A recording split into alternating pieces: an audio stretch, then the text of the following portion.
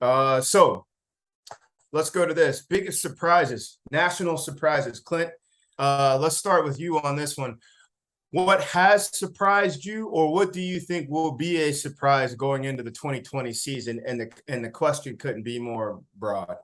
Well, yeah, I mean that's a broad question. I think there's a couple of things in the top 10 rankings that surprised me. I think Texas A&M. I know you're going to love this. I think Texas A&M being at 6 and 7 in there. And look, I think Texas A&M is a good football team. Gee, I get me and you. I always always get me and you always get sideways on that one. But I think they're a good football team. But we're not taking things at what they're at the surface. I mean, what are we dealing with? We were a team that finished fifth in the West last year. We're talking about a team that still doesn't have a quarterback. We're talking about a team that lost, I believe, 4 defensive linemen to the draft and to the NFL.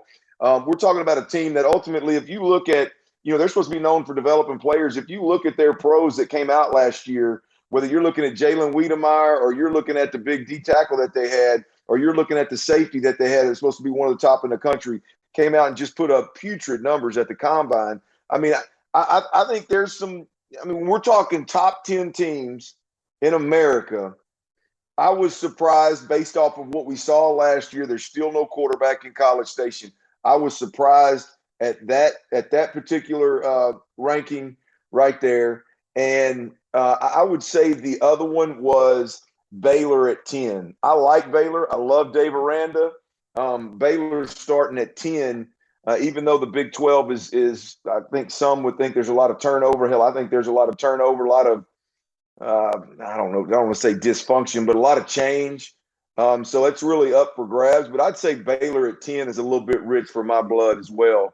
I hate to pick on two Texas schools right out of the damn gate, but that's where I'm at. I would go there as surprises, and then not to take them all, Adam, before we let the young blood talk a little bit, but USC, man. I mean, y'all gonna find out as we roll along here. I'm banking on USC out of the Pac-12 to make a bunch of noise this year because of that transfer issue that's going on in college sports right now, college football right now.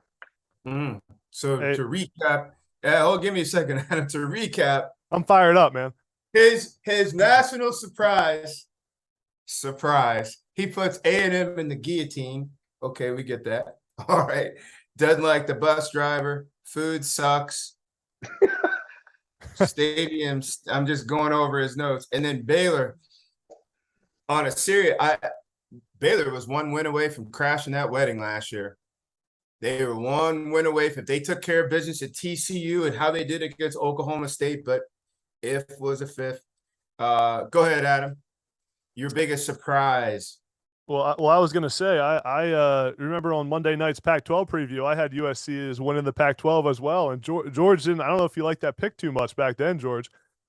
I don't really like it right now. I do like them, but there's a nasty crew in the Pac-12. There's a nasty the biker gang. The village. The biker gang.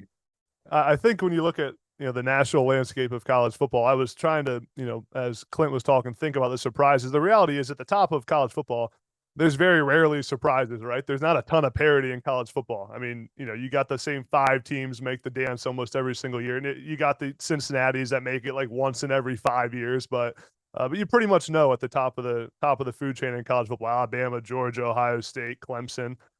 You kind of know who's going to be at the dance every year. But I think one program first one that comes to mind is a program that will surprise people this coming season. It is probably too low in the AP poll, I think, is the Florida Gators. I think Billy Napier in year 1 with Florida does a good job. I mean, everyone I've talked to who knows or has worked with Billy Napier has just raved about him. I mean, says he's extremely smart, obviously a great play caller and a great offensive mind, but the way he's building that program and structurally the way he's building it. I mean, you talk about obviously last season, I think Florida was 6 and 7, something like that under Dan Mullen.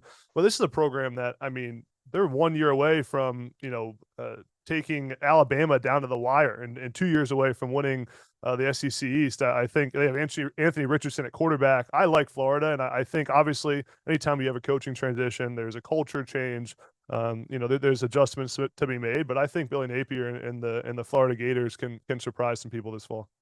I'm with you. And I look at that Utah heavyweight matchup, Clint, that they have right out of the Huge. gate. But it's a huge opportunity. As a head coach, Napier has had these guys what?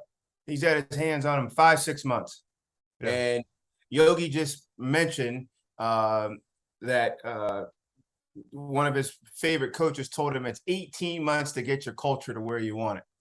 He's about a third of the way through, and they haven't battled a game yet.